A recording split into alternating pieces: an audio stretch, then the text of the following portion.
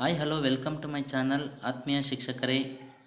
ನಾನು ಈ ವಿಡಿಯೋದಲ್ಲಿ ನಿಮಗೆ ಈ ದಿನ SATSನಲ್ಲಿ ಇಲ್ಲಿ ಪಾಸ್ಡ್ ಆ್ಯಂಡ್ ಲೆಫ್ಟ್ ಔಟ್ ಮತ್ತು ಡೂಪ್ಲಿಕೇಶನ್, ಡ್ರಾಪ್ಔಟ್ ಮತ್ತು ಡೆಡ್ ಮತ್ತು ಫೇಲ್ಡ್ ಆಗಿರ್ತಕ್ಕಂತಹ ವಿದ್ಯಾರ್ಥಿಗಳ ಒಂದು ಮಾಹಿತಿಯನ್ನು ಇಲ್ಲಿ ಅಪ್ಡೇಟ್ ಮಾಡ್ಕೊಳ್ಬೋದಾಗಿರುತ್ತೆ.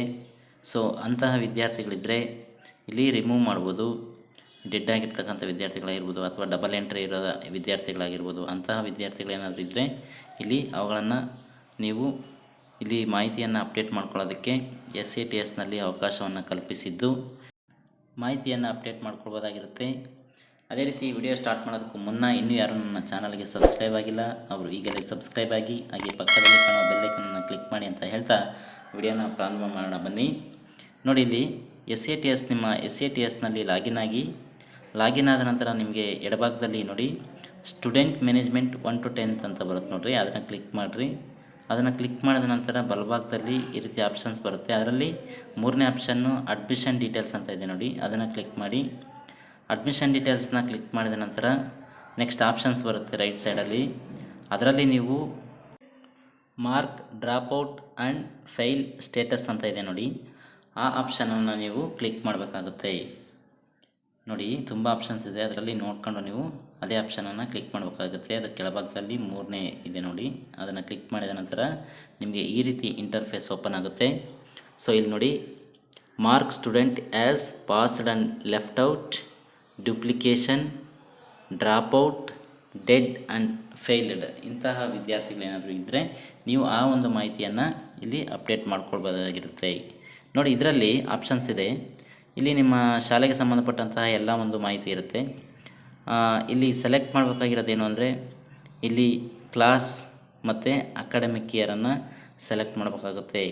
ಅಂದರೆ ಆ ವಿದ್ಯಾರ್ಥಿ ಎಷ್ಟನೇ ತರಗತಿಯಲ್ಲಿ ಯಾವ ಅಕಾಡೆಮಿಕ್ ಇಯರಲ್ಲಿ ಇದ್ದಾನೆ, ಅಂತಹ ವಿದ್ಯಾರ್ಥಿ ಏನಾದರೂ ನಿಮಗೆ ಇಲ್ಲಿ ಡೆತ್ ಆಗಿದ್ದರೆ ಅಥವಾ ಡಬಲ್ ಎಂಟ್ರಿ ಆಗಿದ್ದರೆ ಅಂತಹ ಒಂದು ಇಲ್ಲಿ ಮೇಲೆ ತಿಳಿಸಿದಂತಹ ಒಂದು ರೀಸನ್ ಏನಿದಾವಲ್ಲ ಅದಕ್ಕೆ ಸಂಬಂಧಪಟ್ಟಂತೆ ಏನಾದರೂ ರೀಸನ್ಸ್ ಇದ್ದರೆ ಆ ಒಂದು ವಿದ್ಯಾರ್ಥಿಗಳ ಮಾಹಿತಿಯನ್ನು ಇಲ್ಲಿ ಅಪ್ಡೇಟ್ ಮಾಡ್ಕೊಳ್ಬೋದಾಗಿರುತ್ತೆ.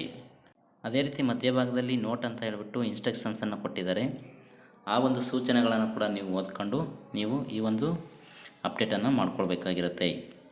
ಈಗ ಉದಾಹರಣೆ ನೋಡಿ, 1ನೇ ತರಗತಿ ಸ್ಟ್ಯಾಂಡರ್ಡ್ ಅಂತ ಇದೆ, 1ನೇ ತರಗತಿ ಅಂತ ನಾವು ಅಲ್ಲಿ ಸೆಲೆಕ್ಟ್ ಮಾಡಬೇಕು. ನಿಮಗೆ ಯಾವ ತರಗತಿನಲ್ಲಿ ಪ್ರಾಬ್ಲಮ್ ಇದೆ ಅದನ್ನು ಸೆಲೆಕ್ಟ್ ಮಾಡಬೇಕು.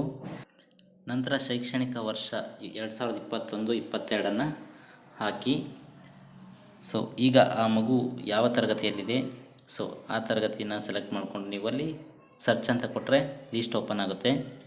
ಸೊ ಆ ಲೀಸ್ಟಲ್ಲಿ ನೋಡಿ ನಿಮಗೆ ಯಾವ ಮಕ್ಕಳು ಅದರಲ್ಲಿ ಡೂಪ್ಲಿಕೇಶನ್ ಅನಿಸುತ್ತೆ ಅಥವಾ ಡಬಲ್ ಎಂಟ್ರಿ ಆಗಿರುತ್ತೆ ಅಂಥವನ್ನು ಡೂಪ್ಲಿಕೇಶನನ್ನು ಮಾಡಿ ನೀವು ರಿಮೂವ್ ಮಾಡ್ಬೋದಾಗಿದೆ.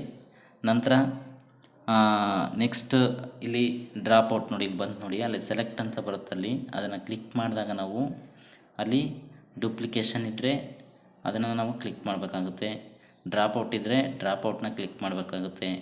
ಅಥವಾ ಡೆಡ್ ಆಗಿದ್ದರೆ ಡೆಡ್ನ ಕ್ಲಿಕ್ ಮಾಡಿಬಿಟ್ಟು ಅಲ್ಲಿ ಆಪ್ಷನ್ ಕ್ಲಿಕ್ ಮಾಡಿದ್ರೆ ಅಲ್ಲಿ ಕೆಳಗಡೆ ಲೀಸ್ಟ್ ಬರುತ್ತೆ. ಅಲ್ಲಿ ಯಾವ ವಿದ್ಯಾರ್ಥಿ ಇರ್ತಾರೆ ಆ ವಿದ್ಯಾರ್ಥಿಗೆ ಸಂಬಂಧಪಟ್ಟಂತೆ ನಾವು ಆ ಒಂದು ಆಕ್ಷನನ್ನು ಅಲ್ಲಿ ಕ್ಲಿಕ್ ಮಾಡಿಕೊಂಡು ನೆಕ್ಸ್ಟ್ ಪ್ರೊಸೀಜರನ್ನು ನಾವು ಮಾಡಬೇಕಾಗಿರುತ್ತೆ. ಸೊ ಈ ರೀತಿ ಮಾಡೋದ್ರ ಮೂಲಕ ನಾವು ನಮ್ಮ ಶಾಲೆಯಲ್ಲಿ ಇರ್ತಕ್ಕಂತಹ ಈ ಥರದ ಒಂದು ಸಮಸ್ಯೆಗಳನ್ನು ನಾವು ಪರಿಹಾರ ಮಾಡ್ಕೊಳ್ಬೋದಾಗಿರುತ್ತೆ.